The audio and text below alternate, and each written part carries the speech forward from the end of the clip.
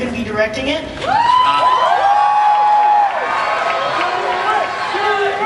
I still got another year on this one to go, and whatever.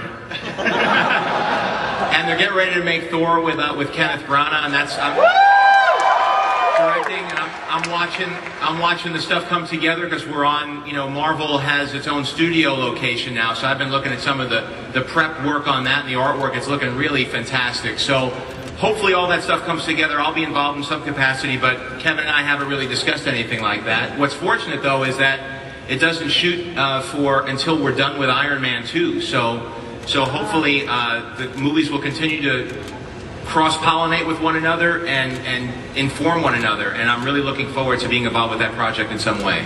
Absolutely. Love you all. Thank you. Okay, who's next? Hi. I was an intern at Marvel Studios when you were making the first Iron Man, and one of my assignments was I had to go through all of the Iron Man comics starting from the 60s and log every single time there was some minuscule costume change. Did you make me do that?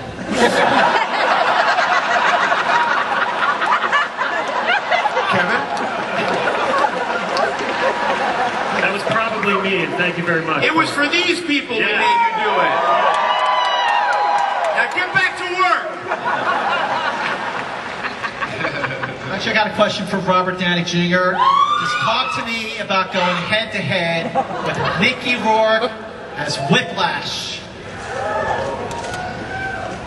I honestly barely even know what to say. I thought I was eccentric.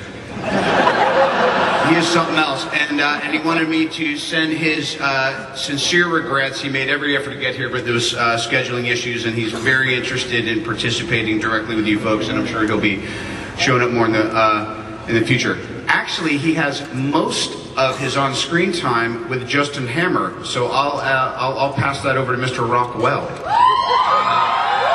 I love Mickey. Mickey's fabulous. We had a great time together. What's with the Oliver North answers? Aren't you supposed to like cover the mic and then?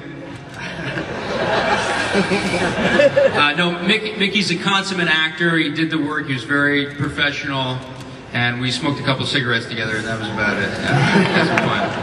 Well, he's obviously in great shape, as we all saw last year in The Wrestler. I understand, John, that maybe Mickey had a little bit of a harder time mastering the Russian accent. Mickey, actually, when he found out that the character was of Russian descent, his name is Ivan Venko, and from those of you who know the books, we like to be inspired by them, recombine characters in a way that stays true to the books, but keeps you guys guessing a little bit. And so we combined Whiplash with Ivan Venko and the Whiplash suit is his first attempt at technology, and we informed Mickey that the character had done some time in a Russian prison. The next thing I heard, he was in a Russian prison. And I had to learn by TMZ. Not for a crime or anything. No. Research. Clear that up. He chose to go there. And apparently the first American film that they got in Russia as a result of perestroika was 9.5 weeks.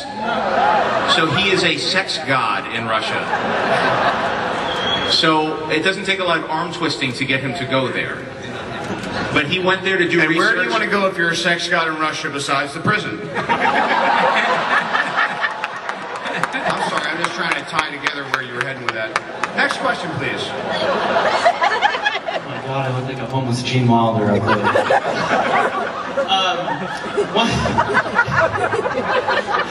One of the main themes of like the first movie like I got was pretty much like dealing with like the repercussions of like your actions and how they affect like you and everybody else around you.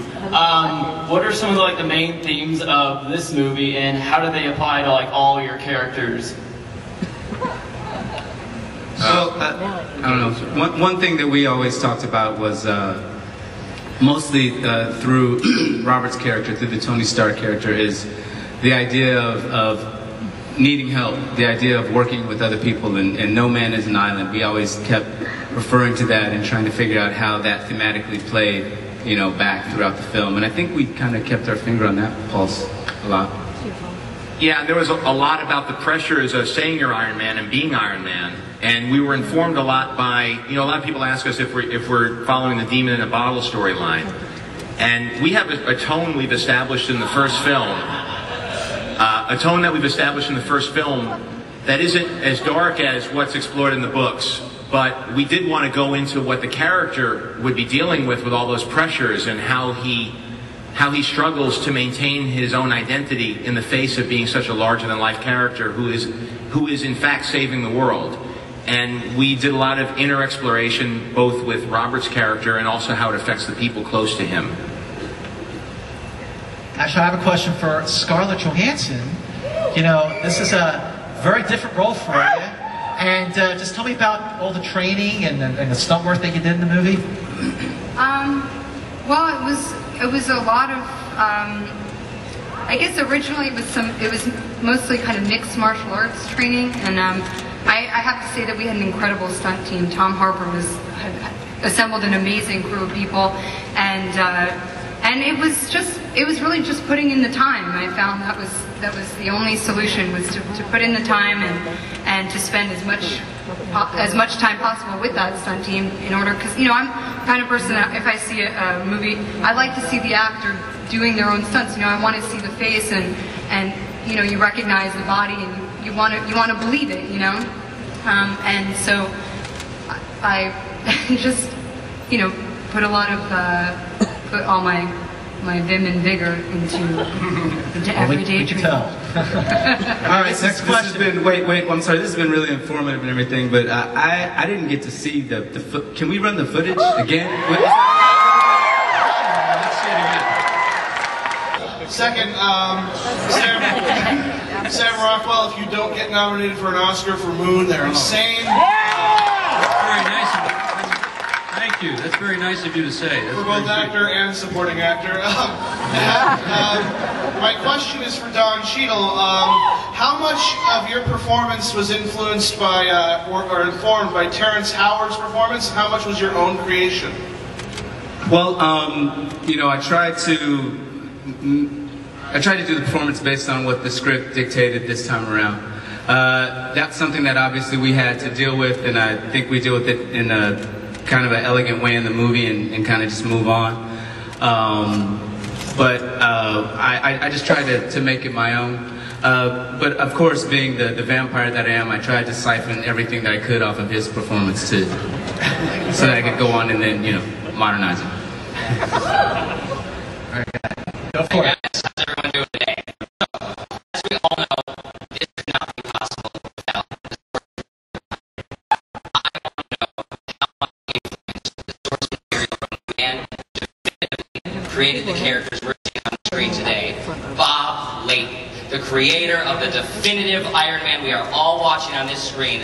What impact did he have on this film, and how much of an influence did he have? And could we please, for once, could everyone applaud the man that created this project and these characters?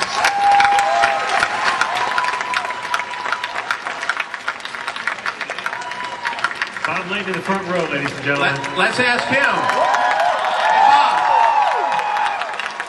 Let's ask him. Let's let him answer. Can you get up here?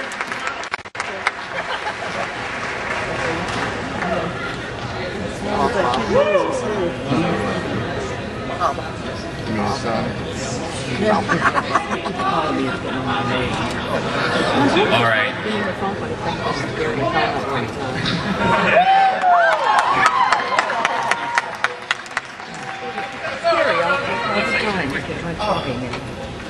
Hi guys. This is your life. I'll pay this guy on the way out.